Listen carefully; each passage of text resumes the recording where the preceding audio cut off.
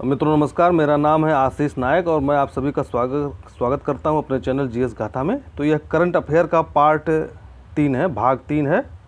चलिए शुरू करते हैं। इसके पहले 2 भाग आ चुके हैं और आगे भी आते रहेंगे। यह मेरा टेलीग्राम चैनल है, यदि ज्वाइन करना चाहते हैं तो आपका स्वागत है। चलिए आगे बढ़ते हैं। Farzad B gas field, Farzad B gas field यह ईरान के गैस फील्ड का नाम है। यह ईरान में स्थित है, जिसके गैस फील्ड का नाम है। इस फील्ड को 2002 में ONGC, IOC और IO, ONGC का मतलब होता oil and natural gas company जो है, IOC का मतलब इंडियन ऑयल कॉरपोरेशन और IO का मतलब होता है इंडियन ऑयल, ठीक है ना, ने मिलकर के एक अनुबंध पर हस्ताक्षर किया था और 2008 में जो है ONGC ने जो है इसको खोजा था। Oil and natural gas corporation ने जो है इसको खोजा था। अब इस फील्ड से भारत को बेदखल कर दिया गया है ईरान के द्वारा, क्योंकि अब जो है चीन ने ईरान में बहुत भारी निवेश किया है। अब ईरान धीरे धीरे जो है चीन के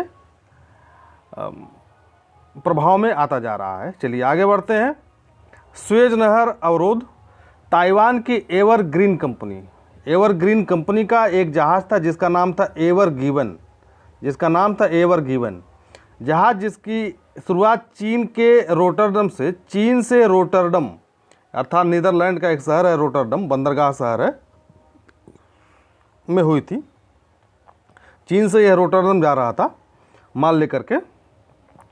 23 मार्च 2021 को, महत्वपूर्ण तारीख है, 23 मार्च 2021 को सुएज नहर में पोर्ट तौफीक या तौफीक कह लीजिए या तौफीक के पास जो है यह फंस गया था। यह जहाज़ 2018 में बना था और 400 मीटर लंबा जहाज़ था, ठीक है ना। चलिए आगे बढ़िए।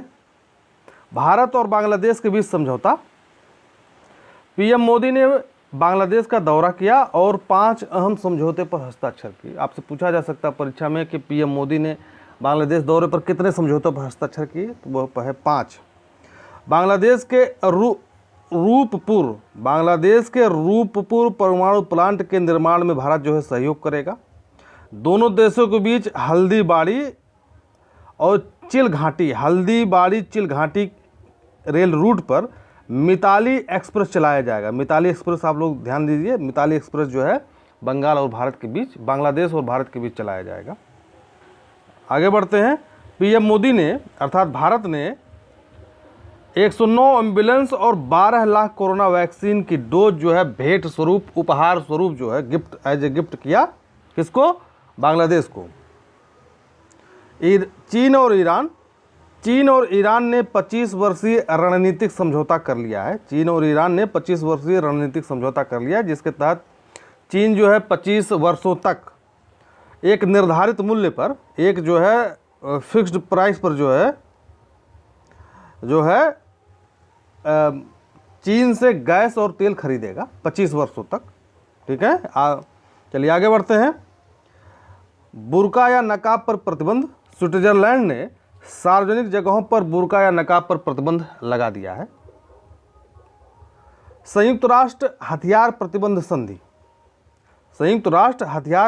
संधि 22 जनवरी 2021 से लागू हो गई है। 22 जनवरी 2021 से यह जो है लागू हो गई है। भारत सहित 9 बड़े देशों ने जिनके पास परमाणु हथियार है, इसका समर्थन नहीं किया है। वर्ष 2017 में महासभा ने एक सभा बुलाई थी जिसका उद्देश्य था परमाणु हथियार के पूर्ण रूप से उन्मूलन, यानी कि धरती से जो है परमाणु हथियारों को पूर्ण रूप से जो है समाप्त कर दिया जाए। चलिए आगे बढ़ते हैं। ईरान के खिलाफ खाड़ी देशों की एकजुटता, चूँकि शिया सुन्नी का मैटर है ये।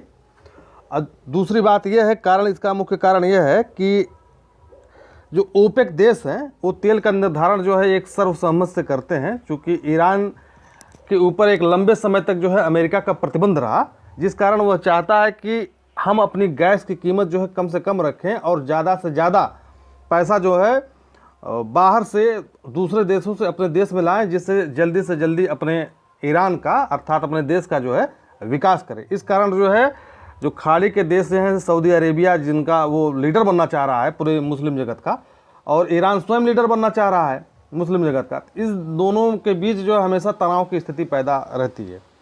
तो जनवरी 2021 में खाड़ी देशों ने सऊदी अरब के अल उला एक शहर है सऊदी अरब का, 41वीं 41 खाड़ी सहयोग परिषद की बैठक हुई और इसमें यह तय हुआ कि कतर पर लगे 3 वर्ष का प्रतिबंध हटा दिया गया। इसी में जो है कतर पर एक 3 वर्ष का प्रतिबंध लगा हुआ था, क्योंकि कतर और सऊदी अरब में झगड़ा हो गया था इस किसी कारण को लेकर के। इस कारण जो इसमें जो है कतर पर प्रतिबंध भी हटा दिया गया है और ईरान के खिलाफ जो है एकजुटता भी इस सम्मेलन में दिखाई गई है। चलिए आगे बढ़ते हैं हम लोग। इजराइल की इस्लामिक देशों से नज़दीकी, जैसे कि आप लोग सुनते आ रहे हैं कि जो है धीरे धीरे तेल के स्रोत जो है कम होते जा रहे हैं और धीरे धीरे जो है तेल जो है समाप्त होता जा रहा है। चूँकि इजराइल एक टेक्नोलॉजी में बहुत ही सुपीरियर देश है, यानी कि अमेरिका भी इजराइल के सामने टेक्नोलॉजी के मैटर में नहीं है। एक तरीके से अगर आप मान लीजिए दुनिया में सबसे ज़्यादा इनोवेशन जो है वो इजराइल में ही होते हैं। इवन यदि आप अमेरिका की जो कंपनी है गूगल या माइक्रोसॉफ्ट, उसका भी इजाद जो है, उसकी खोज भी, उसको जो संगठित और उसका निर्माण भी जो है इजराइल में ही किया गया है। भले वो अमेरिका की कंपनी है, लेकिन यहीं के एंटरप्रेन्योर ने जो है, उद्यमियों ने जो है उसको बनाया था। चलिए आगे बढ़ते हैं। दिसंबर 2020 में यूएसए की मध्यस्थता से इजराइल और मोरक्को के बीच जो है संबंधों को सामान्य करने की घोषणा की गई। ठीक है, मोरक्को के संबंध भारत से भी बहुत अच्छे हैं। दोनों देश अपने यहाँ दूतावास खोलेंगे जिससे राजनीतिक संबंध बढ़े। इजराइल, यूएई और बहरीन, ये 3 देश हैं। इजराइल, यूएई और बहरीन के बीच अब्राहम एकॉर्ड हुआ है। अब्राहम एकॉर्ड का मतलब होता है संधि। अब्राहम एकॉर्ड के माध्यम से अब ये सभी देश जो है इजराइल को पसंद करने लगे हैं और उसके टेक्नोलॉजी को लेना चाह रहे हैं और मुस्लिम जगत में जो है एक सुपीरियरिटी हासिल करना चाह रहे हैं पूरी दुनिया में। चलिए आगे बढ़ते हैं। यूएई का मतलब हो गया दुबई के नाम से जाना जाता है। संयुक्त अरब अमीरात को दुबई के नाम से ज़्यादा लोग जानते हैं। आगे बढ़ते हैं। ब्रेग्जिट, ब्रिटेन का एग्जिट, ब्रिटेन का बाहर निकलना, ब्रेग्जिट इसको कहते हैं। आप यह तारीख याद रखिए, 31 दिसंबर 2020 को ब्रिटेन यूरोपीय यूनियन के नियम से बाहर हो गया। यूरोपीय यूनियन में कुल जो है 28 देश हैं। ठीक है, और यूरोपीय यूनियन की सबसे बड़ी बात यह है कि इनका एक संसद है, यूरोपीय यूनियन का एक संसद है और यही संसद जो है सारे नियमों को बनाती है। और यूरोपीय यूनियन के जो 28 देश के जो लोग हैं, छोटे छोटे देश हैं ये सब, तो यह जो है आबाद रूप से एक दूसरे देश में संचरण कर सकते हैं, जिसका कारण यह हुआ कि बहुत सारे देशों की जो जनसंख्या में जो जननांकीय डिसबैलेंस पैदा हो गया है। जहाँ पे जब ईसाई रहते थे वहाँ पे अधिकतर मुस्लिम रहने लगे, या शरणार्थियों को जो सूडान से या अन्य जगहों से जो आ रहे हैं शरणार्थी, उनको जो है शरण देना शुरू कर दिए हैं लोकतंत्र के कारण जो है। तो इससे जो है डिसबैलेंस जनसंख्या में पैदा हो गया। और दूसरी बात यह है कि जो है व्यापार में जो है डिसबैलेंस पैदा हो गया। तो ब्रिटेन यह चाहता है कि हम यूरोपीय यूनियन से अलग हो जाएं, जिससे हम व्यापार की जो सुप्रीमेसी है जो ब्रिटेन ने जो 30-40 साल पहले अर्जित की थी, उसको फिर से अर्जित किया जाए और अपने जनसंख्या का जो डिसबैलेंस है उसको समाप्त किया जाए। चलिए आगे बढ़ते हैं। इम्बैलेंस है, डिसबैलेंस जो है उसको समाप्त किया जाए। आगे बढ़ते हैं। करेंसी मैनिपुलेटर लिस्ट में भारत को डाला गया है। यह तीसरी बार है। याद करने वाली फैक्ट है कि यह तीसरी बार जो है भारत को इस लिस्ट में डाला गया है। भारत पर आरोप लगा है कि भारत जानबूझकर अपनी करेंसी को जानबूझकर डीवैल्यूएट, यानी उसका मूल्य जो है कम करता है। ठीक है ना। कारण क्या है? इसको इसलिए किया जाता है कि आयात और निर्यात में जो है थोड़ी सी आसानी हो जाए। निर्यात हमारा अनिश्चित और हो या आयात कम से कम हो, निर्यात ज़्यादा से ज़्यादा हो, जैसे चीन अक्सर करता है। अपने जो उसकी करेंसी उसको जो है अवमूल्यित करता है। चलिए आगे बढ़ते हैं। गर्भपात की वैधानिक अनुमति अर्जेंटीना ने दिया है। गर्भपात को गर्भधारण के 14वें सप्ताह तक वैध घोषित कर दिया है। यदि किसी औरत ने या किसी लड़की ने गर्भधारण किया है तो गर्भ के 14वें हफ्ते तक जो है उसको गर्भपात कराने का अनुमति होगी, उसके बाद नहीं होगी। और आयरलैंड ने भी गर्भपात को अवैध घोषित कर दिया है। आयरलैंड का मतलब होता है ब्रिटेन का एक राज्य है आयरलैंड। ठीक है ना, जो अपने आप को एक अलग देश घोषित करने पर तुला हुआ है। आगे बढ़ते हैं। भारतीय दूतावास केंद्रीय मंत्रिमंडल ने दिसंबर 2020 में एस्टोनिया, पराग्वे और डोमिनिकन गणराज्य में 3 भारतीय दूतावास मिशन, यहाँ दूतावास लिखना छूट गया है, दूतावास मिशन को खोलने की जो है मंजूरी दे दी है। कारण यह है कि दूतावास खोलने से होता राजनीतिक संबंध बढ़ेंगे, ठीक है, जिससे धीरे धीरे निर्यात आयात भी शुरू होगा। तो ये जो है आप देखेंगे कि ये जो है दक्षिण अमेरिका के जो अधिकतर देश हैं उसके आसपास रहते हैं। ये जो एक तो आइलैंड है, ये जो है दक्षिण अमेरिका के देश हैं, ठीक है। चलिए आगे बढ़ते हैं हम लोग। गरीबी उन्मूलन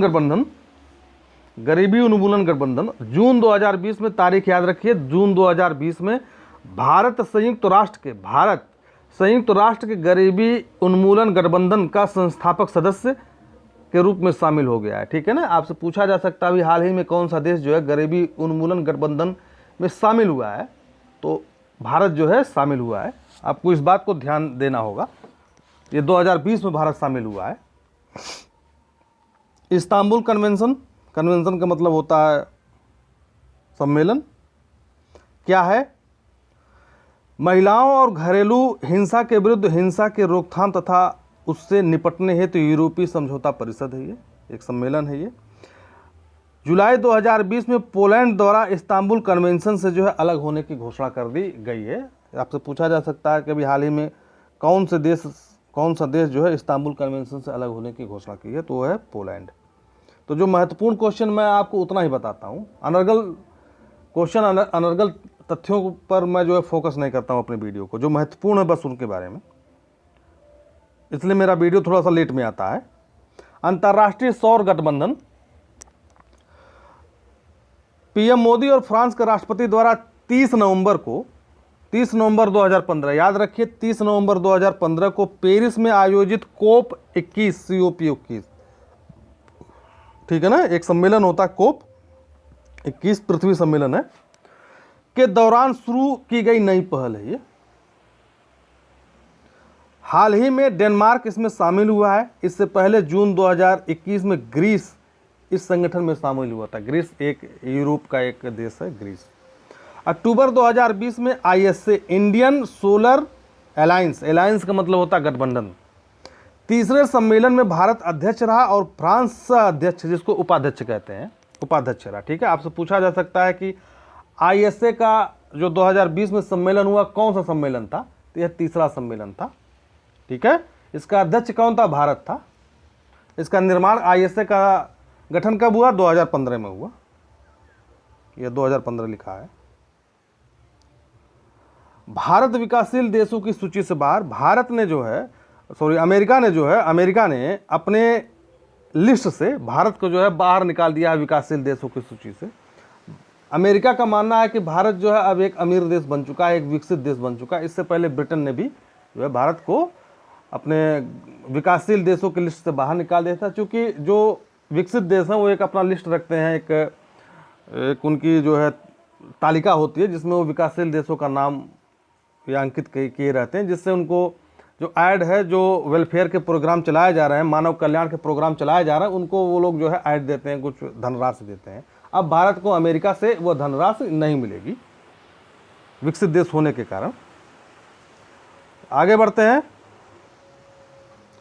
चीन, ये क्वेश्चन है, ऑस्ट्रेलिया ने चीन के महत्वाकांक्षी बेल्ट एंड रोड इनिशिएटिव परियोजना से जुड़े 2 समझौतों को रद्द कर दिया है। वन बेल्ट वन रोड परियोजना 2013 में शुरू की गई थी। बेल्ट एंड रोड इनिशिएटिव को ही वन बेल्ट वन परियोजना के नाम से जाना जाता है, ठीक है ना, दोनों का नाम एक ही है।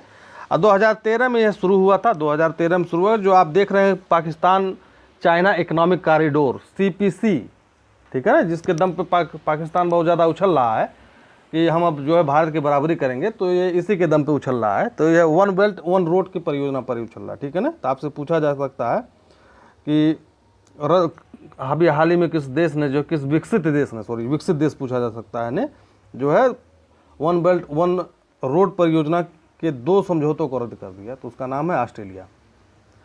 My body is my own, my body is my own, यह स्लोगन है, ठीक है। यह स्लोगन वैश्विक जनसंख्या रिपोर्ट 2021 का है, वैश्विक जनसंख्या रिपोर्ट 2021 का है, ठीक है। कारण यह है कि यूनाइटेड नेशन ने अभी एक सर्वे कराया है कि महामारी के दौरान, यानी कि कोरोना के दौरान जो है, बहुत सारे जो विकलांग बच्चे हैं, महिलाएं हैं, असहाय बच्चे हैं, उनके साथ जो अन्याय हुआ है या उनके देखभाल में कमी की गई है बहुत से लोगों के द्वारा, तो उनकी मदद की जाए। तो उनकी मदद के लिए इन्होंने वार्षिक जनसंख्या रिपोर्ट जारी किया, जिसमें इन्होंने ये स्लोगन दिया, my body is my home, is my own, मेरा बॉडी मेरा खुद का है, ओन माने स्वतः निजी। साहेल क्षेत्र में बढ़ता आतंकवाद, पश्चिमी अफ्रीका के साहेल क्षेत्र में अवस्थित देश बुर्किना फासो में 2021 में, जून 2021 में एक सशस्त्र हमले में 100 नागरिकों को मार दिया गया। साहेल क्षेत्र की लंबाई 3860 किलोमीटर है। आज जो बोको हराम आप देख रहे हैं, बोको हराम एक आतंकवादी संगठन है, ठीक है ना। तो ये सब जो है इसी क्षेत्र में पाया जाता है। अभी हम बता रहा हूँ साहेल क्षेत्र किसे कहते हैं। यह क्षेत्र अफ्रीका महाद्वीप के भौतिक एवं सांस्कृतिक संक्रमण का प्रतिनिधि करता है। अब बता दें आपको साहेल क्षेत्र क्या है, किसे कहते हैं। यह जो है अफ्रीका का मैप है, आप देख रहे हैं, यह जो है अफ्रीका का मैप है, ठीक है। यह जो है अफ्रीका का मैप है, ठीक है। जब आप मैप देखेंगे अफ्रीका के, ये अफ्रीका का मैप है, यहाँ पे जो है दक्षिण अमेरिका है, इसके बाद जो है यहाँ पे भारत है, ठीक है। तो साहेल क्षेत्र ये क्षेत्र है आपका, ये जो 3860 किलोमीटर जो लंबा क्षेत्र है, ये साहेल क्षेत्र है। इसके इधर सहारा मरुस्थल है, इधर जो है इनका जनसंख्या इधर ज़्यादा निवास करती है, इस टाइप का थोड़ा सा ये उपजाऊ ज़मीन है, ठीक है ना। तो आप ये देखेंगे जैसे ये जंगल है, ये जंगल है और इधर मैदान है। तो जंगल और मैदान के बीच में जितने भी लोग रहते हैं, अधिकतर लोग, वो संक्रमण क्षेत्र होता है। जितने भी लोग रहते हैं ना तो ठीक से जंगली हो पाते हैं, ना ठीक से मैदानी क्षेत्र के में जो है हो पाते हैं, मतलब रह पाते हैं, मैदानी क्षेत्र के जैसा व्यवहार करते हैं। तो इसीलिए इसको संक्रमण क्षेत्र कहा जाता है। यह जो क्षेत्र है अफ्रीका का, यह जो क्षेत्र आप देख रहे हैं अफ्रीका का, यह बोको हराम जैसे आतंकवादी संगठन यहीं पर पाए जाते हैं। ये इनका पूरा विस्तार है, ठीक है। इसी को साहेल क्षेत्र कहा जाता है। चलिए आगे बढ़ते हैं। सागरमाला परियोजना, यह जहाज रानी मंत्रालय, भारत के जो है जहाज रानी मंत्रालय के द्वारा शुरू की गई एक पहल है।